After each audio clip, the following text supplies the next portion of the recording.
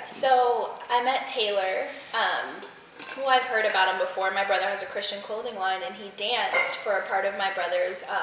It was like a fashion show, and then they performed in it too. But I met him again recently at Real Talk. My friend Kirsten, she has a young adults Bible study, and I heard him speak, and I've never like known his story or anything like that. And I heard it, and I was so shocked and inspired because like he seems like, all put together. He has it going on, and he's so outgoing and awesome. Like you would never know that he's like had a hard life. He's been through a struggle and stuff. So I was just like, wow, I have to have him on Coffee with Tara because he's so inspiring, and I feel like a lot of people can relate to him too. So thank you for coming and sitting down and talking. So I'm just gonna ask you questions just to get to know you a little bit better. So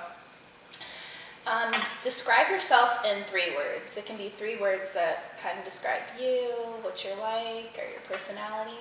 Yeah, well, the first word, man, is just Jesus, man. Just trying as best as I can to live like him. So everything that comes with that, love and peace and all that good stuff and the fruits of the Spirit definitely would be my number 1. Number 2 would have to be dance. I love the dance. It's my life. Like people are like, it's a hobby. No, it's my life. Like I love it. And then people, man. I love meeting people. I love socializing and getting to know people and loving on them and all that. So I have to say Jesus, love, people, and dance. Yeah. I remember when I saw you dance, like I couldn't stop watching because like you have so much energy, and it's I feel like it's a God-given talent for you because you pour your heart out and you make people want to watch you. So it's awesome, and it's cool that you dance for Christian music, stuff like that, because you don't see that too often, and you have this swag like about you when you dance. It's like, oh, he's dope. Like, so it's really cool to see. Yeah, that's what I think. Like I was saying earlier. That's one thing that God put on my heart. I said it back before I went on tour, and it's crazy because that literally happened like a week after I ended up being on tour. But I told the church, I was like, man, I want to show the youth that you can be a Christian and be cool. Like it's a thing. Like you can really do this. You know. Like I said, I grew up not thinking that. Like all the Christians were weird. Yeah. Like the people that would meet you at the pole or whatever. I don't know if y'all have that out here, but like they would have prayer before school and meet you at the pole, and all the kids that would go or not kids I would hang out with. They were just weird, I hate to be like that. I was the type of person, everybody was my friend, but everybody knew me. I loved everybody. Everybody could talk to me, nerd, jock, whatever. But the Christians, they were just weird. They weren't cool. They made themselves you didn't fit in with them. I'm over here, I'm this, and you're that. And that's how it was. So I think that's one thing, like you said, man, that you can be cool and be a Christian. Yeah, and a lot of people think that like Christians are just boring, or like we're like Bible thumpers and like, we dress whack and stuff like that. And it's like, no, this is like a new generation. We're just like you. We just love God, and we're unashamed of talking about it. So I love what you're doing, and I want to encourage you to continue to do that because it's just, you're really different. Not too many people are like you. So awesome. Yeah. So tell us something about yourself that would shock most people. Well, the first thing that comes to my mind is my testimony. I come from Nashville, originally from Nashville, but I lived in Murfreesboro most of my life, which is right outside of Nashville. It's kind of like Gilbert is to Phoenix. Yeah. And I grew up, like I said, listening to music, and it was all about drugs and sex and all this other stuff. So that's what I wanted to do. I wanted to be that person, and I always wanted to be the person that everybody looked at like something different, and no matter what it was, whatever. I wanted my name to be in your mouth, and what was that was basically drugs, man. I started smoking weed the summer of 8th grade year. I smoked my first joint and ended up selling weed to my friends so I could get weed and smoke weed for free. So I started doing that and getting connected, and then was it something you were just like, were you going through a rough time to start doing that, No, or did man. you just have easy access? No, I was just around, like I said, I was friends with everybody, whether it was the dope dealers, the gangsters, all the way from the nerds to the jocks. Like I was cool with everybody. I always had that. My mom used to say, she would always tell people, like, I could drop Taylor off at a place where he knows nobody, no one, and then leave and he knows everybody because I'm That's meeting true everybody. about you. You're like that now. Yeah, so I just go and that's just how I am. So it was the same thing with school. So I ended up hanging out with the cooler kids who were doing drugs. You know, they weren't going to church, you know, doing drugs and doing all that stuff. So I was hanging out with them, and the people they kind of looked up to had the drugs. So unbeknownst to me, in the back of my mind, I wanted to be that person. You know what I'm saying? I wanted that attention. I wanted them to need me. You know, I wanted them to need me. So I ended up selling pot. Well, pot got too much and too stinky, and I got caught with it too much with my mom. Ended up getting arrested at like 18, I think. I got a felony pot charge. So I started selling pills, which is smaller. You can hide them easier and all that stuff. Started getting pills, and they were just boom, boom, boom. Everybody was hitting me up, and I was making all this money. I was like, man, what is it about these pills? You know, so I ended up trying it, and I fell in love with them. I was like, man, this is the drug that this is me right here. I love this stuff. So ended up taking pills and going through a whole craziness, crazy life that comes with, man, just relationships and all types of stuff just ruining, and it just changed me. And then I ended up getting arrested for actually shooting at someone. I was looking at 10 to 15 years in prison. Wow. It was a girl-guy issue. I was dating a girl, the guy was talking crap, said he was going to kill me, showed up at my house, and me being the guy who, you know, I'm the big man, ended up shooting at him in his car. Not really, I wasn't trying to kill him, but I was trying to scare him and make him know, look, I'm not playing with you. And ended up totaling his car, and I got arrested on my property. And actually, the time I got arrested, I was on probation for 11/29. I got arrested on 11/28. So I had 1 day left of probation, and that felony pot charge would have been gone.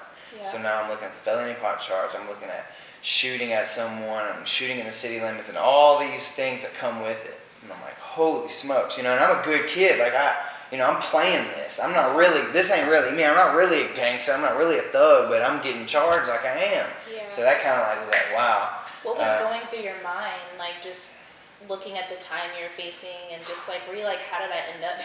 Yeah, it was very depressing. It hurt a lot because I mean, I don't see how I'm getting out of it. You know, there's no like, oh yeah, you know, I got this. There was none of that. It was none of that. I was like, I can go to jail for 10 to 15 years, no doubt. So it was really depressing. And then, so at this time, of course, I'm like reaching out to God, who I grew up knowing, but wasn't really about that life, you know. I just, you know, whatever. So I'm reaching out to Him or whatever, and I just can't hold it together. Because the trial took like a year to finally go through, and during that time, the depression hit. I didn't have money because I had to pay my lawyer. All the money that I made selling drugs, I had to pay my lawyer and court fees and probation and all this stuff. So all that money was gone. So now I need money for my drugs because I'm addicted to pills. Pills are skyrocketing through the roof. So I'm like, I'm going to heroin. So I started doing heroin and using heroin, and it changed me. I didn't use heroin for very long, but in the short amount of time, it was probably about 6 months, maybe a little bit, maybe 7 or 8 months I was using. How old were you when you were using the heroin? 20. Wow. Yeah, I think I was like 20. So yeah, I was about 20 years old. Been doing pills for like 2 years since then. So I mean, but pills are the same thing as heroin. It's just doctor prescribed. That's all. That's the only difference between them.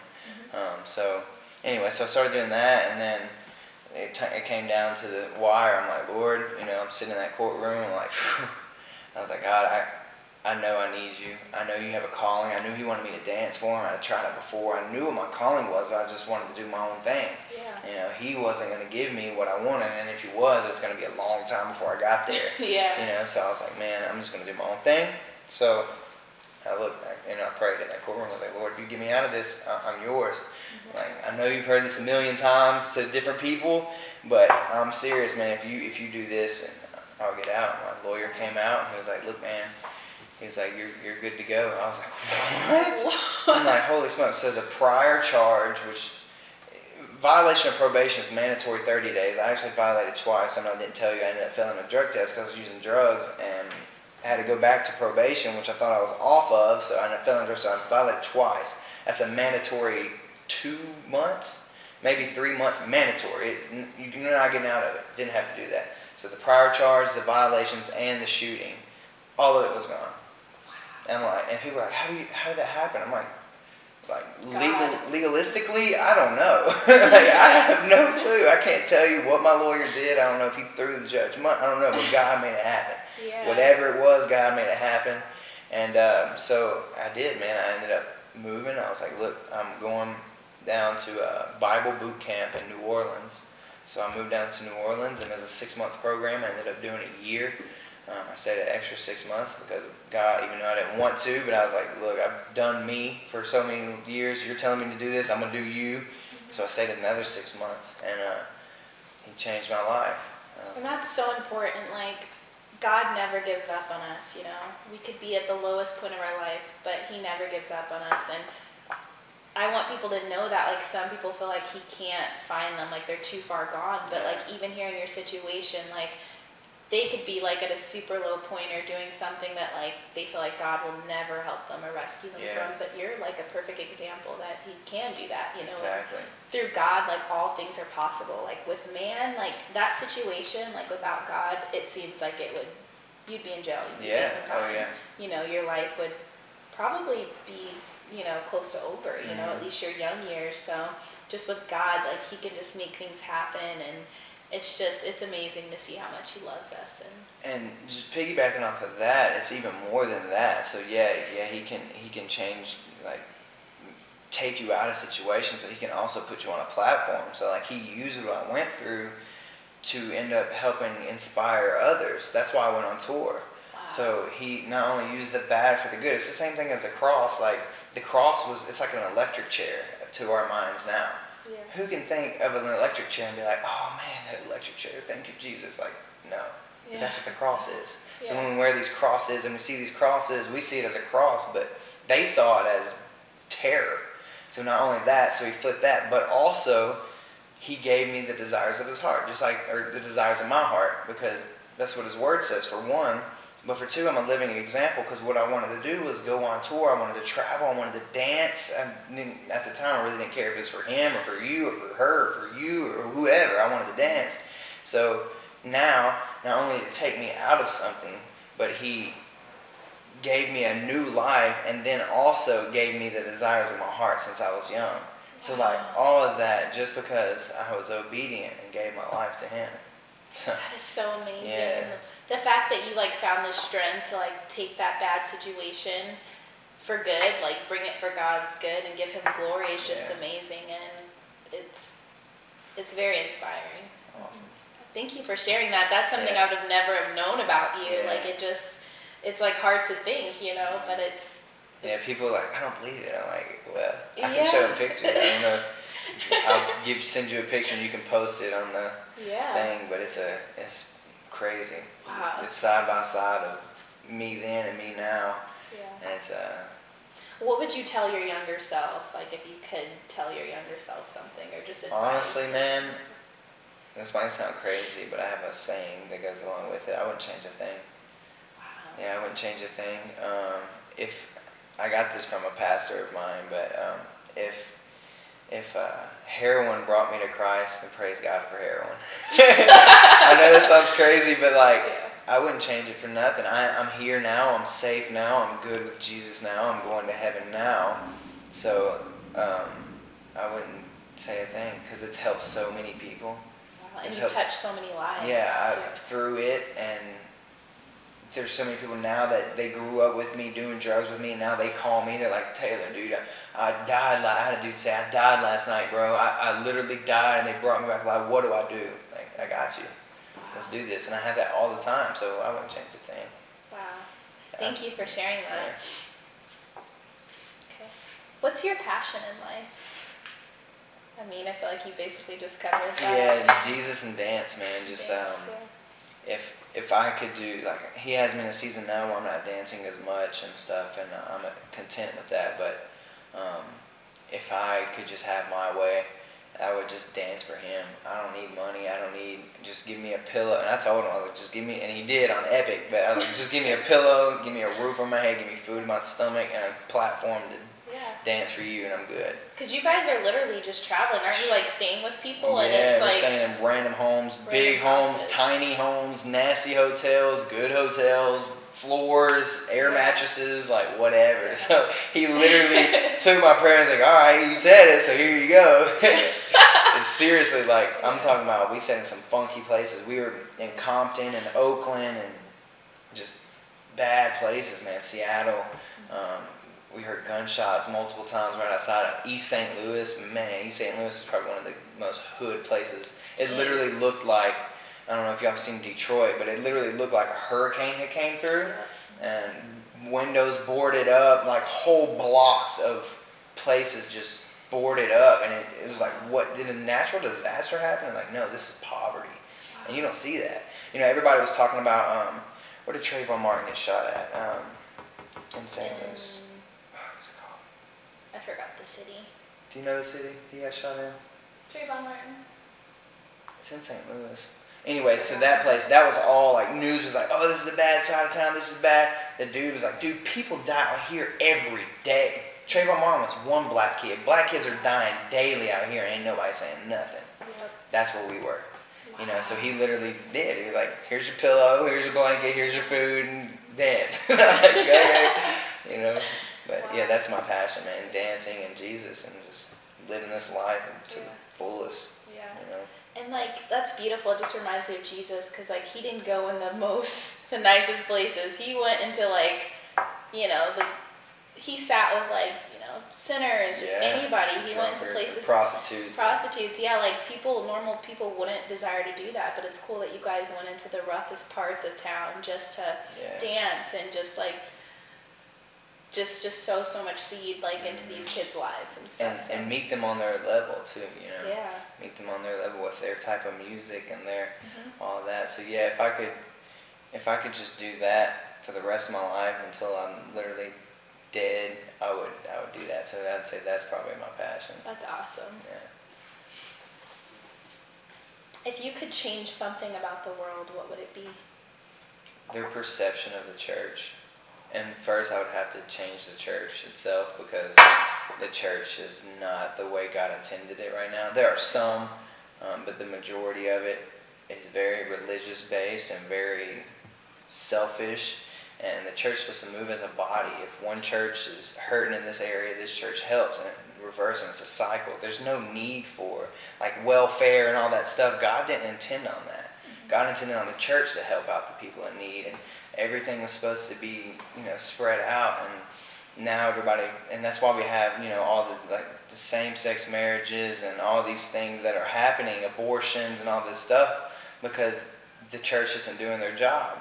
You know, you go to these gay pride parades and stuff, and there's just thousands and thousands of people. But you go to a church gathering where they're like against abortion or whatever, and there's like a few hundred. It's like, you're not doing your thing. But back to the original question, I would change the perception of the church. But first, we have to change the church and how we're doing things, because there wouldn't be all these problems if the church was doing with its job, because we would look more interesting. We would be, I don't know the word, but they would want to come to us because we got it together. Like, we're running, but people look at the church and they're like, man, they don't even have it together. Yeah, it's like the world has it better than y'all. These gay marriage couples are doing better than your pastor and his wife. Exactly. They're gay, they're going against you, and your pastor can't even do it right. He's divorced 5 times, you know? Yeah. So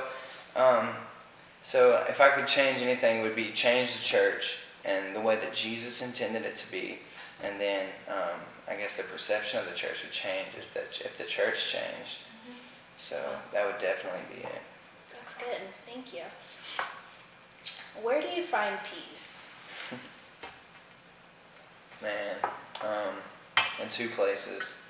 First, Psalms 91, man, I find it in Jesus when I'm sitting there in my word and just like really just in it and deeply in it and in prayer and in worship. That is like the ultimate peace. Just knowing that, man, sometimes I go to sleep and I'll just be praying. Not even really praying, just, just talking it up with Jesus, which I guess is praying. But I'm not just like, Lord, hey God, would you please help this person? No, I'm just like looking at my life and just literally I'll start cracking up. Like I'll start laughing and just be like, man, I don't know if y'all know the song Lil Wayne, I ain't got no worries. Yeah. But I'm literally like, I have no worries, dude. Like I'm not worried about nothing. Like I have no worries. I don't care. I could get all my money taken away. I could get thrown on the streets. I could whatever. So like, where do I find my peace? I just have peace. It's not like I have to find it. I just have it in everything. Like I just have no worries, man. I'm just at peace 24/7. Things happen, and granted, yeah, I'm not perfect, so I'll be like, ugh. But then shortly afterwards, it's just like, you know what? God's got this. He's like, I'm like, what has He not done already? I just look at my past, and I'm just like, dude, this is nothing. Like everything that I've been through is so much more than what I might go through in the future. Like I can't see anything being worse than what it already was, and He got me out of that. Yeah. He can get you there anyway. Yeah, so that's peace. But then in a secular answer, I would say dance, man. Whenever I'm going through stuff, like relationships or just stress or anxiety or whatever might come on me, and if I just dance, man, I just find a song that suits what I'm feeling, and I just let it out on the floor, and it just, man, it's just awesome. And then I can dance back at, like later on, like a few months later, and be like, man, I was really going through that, but that was pretty cool, that choreography that came out of it. So it's like He gives me, like I'll go through circumstances and situations, and He gives me that outlet to tell the story. It's almost like a journal, It's like a journal for me. Like I dance, and that's my journal. So that would be my secular answer. That is, I love that. Yeah. Okay.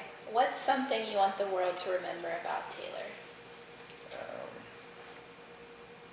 Who said this? There's a line in a Christian rap song, and it says, if you don't remember me, please remember my Jesus. Basically just what I lived for, man.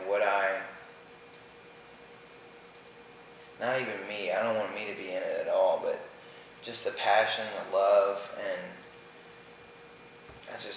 exactly what I said. If you don't remember me, please remember my Jesus. Just remember why I lived and find out why I lived. You know what I'm saying? Why was He really doing this? Let me try, and then you'll find out, and then you will see. So yeah, just that. I don't really care if people remember me. I don't care about being famous or anybody, whatever, but just what I lived for. Remember who I lived for. Wow, that's good. Yeah. Okay, now I have a couple of trivia questions for you. So you're 23, right? Mm-hmm. Okay, so it's going to be questions from like the 2000s, just certain stuff to see like how well you are with your trivia. Oh boy. Okay, who was the original host of MTV's Punk'd? Was it Kevin Hart? Was it Rob Dyrdek, or was it Ashton Kutcher? Ashton Kutcher. Yeah. I was like, I was trying to think, but then you did the ABC. I was like, okay, yeah, I can do this. I was like, dang, dude, what's his name? Ashton Kutcher. What famous rapper was first known as Wheelchair Jimmy? Oh yeah. Was it Drake? Drake? Yeah, good job. There's one of my favorite lines. He says, "I'm the same yellow boy that used to be up on the grassy." That used to be my favorite line. When he first got big, that was one of his lines, and I looked it up because I didn't watch that show. I was like, oh. I did strangely like Wheelchair Jimmy. Yeah. Yeah. Okay. What is the name of a popular scooter kids had? Was it a raver, a railer, a raider, or a razor? Yep, good job, razor. I had one of those. Mine got stolen. Really? I was crushed. My brother took it to the park. Some kids stole it, and I was crying. I had the green one with the green wheels. Green, yep. I didn't have the little wheelie stand. I could do all that myself. Yeah. Okay, so Andre 3000 had a song, and you're gonna try to finish. Yeah, it's from there. So you're gonna know this one. I love Andre, man. Yeah. So shake it like a Polaroid picture. Okay. Sean John is a fashion brand created by which rapper? Diddy. Diddy. Or Puff Daddy or Puffy or P Diddy or whatever you want to call him. I don't know what his name is now, but Okay, so you're a dancer, so you need to try to show me a dance move or something. I want to see if I can do it. That's only fair. Okay. So. Awesome. You do it right here? Yeah, let's try. See, in my classes, I would make you put on tennis shoes. But Oh, really? Yeah. seeing this is your show, we'll go with that. Okay. So, we do this thing. It doesn't even have a name to it, but the crew that I was with, it was on ABDC season 4, Southern Movement, Somo. Cool. Shout out to Somo. Somo. There's a move that we did in the majority of our dances. It's real easy. It's almost like a two-step with a little bit of a little flavor right at the end. Yeah. So, if you want to, have you danced before? Do you have? I have. You do? Okay. So if you just rock back, 1, 2, 1, 2. and then you come in, 1, 2, and it's a gallop. 1, 2. So it's a gallop, like tap, tap, tap. So we're going right, left, right, left, right, left. So do that with me. Right, left, right. Right, left, right. Left, right, left. Right, left, right. Left, right, left. Right, left, right. Left, right, left. Just like that. Cool? Yeah. So now, and you can you can do it like this. You can do it like this. You can do it like this. You can do whatever. So it's kind of like the nay-nay or the whip or whatever. You do it your own little flavor. But right at the end, it comes on like, it goes like this. It goes right, left, right, left, right, left, right, and we, you punch down and you slide that foot out. So you're going to slide your foot out and bring it in. So you're punching with it. You're going, wow. So when you punch, so like this, boom, and you come up. So see how I literally punch and the punch pulls me up? Yeah. Boom. And then this comes out with it. So you, boom. So you went out and in, so it literally goes straight out and then comes up. So like this is boom and up. So it looks like this. So we got right, left, right, left, right, left, right, left, right, and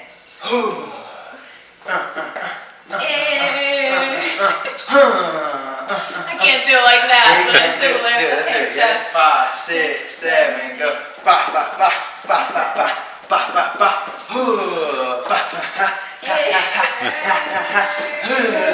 Yeah. Get that shoulder. Yeah. Thank you. That was awesome. Thank you so much for hanging out, and I hope you guys learned a lot about Taylor. Follow him on social media. His links will be on there too. So thank you for tuning in. So.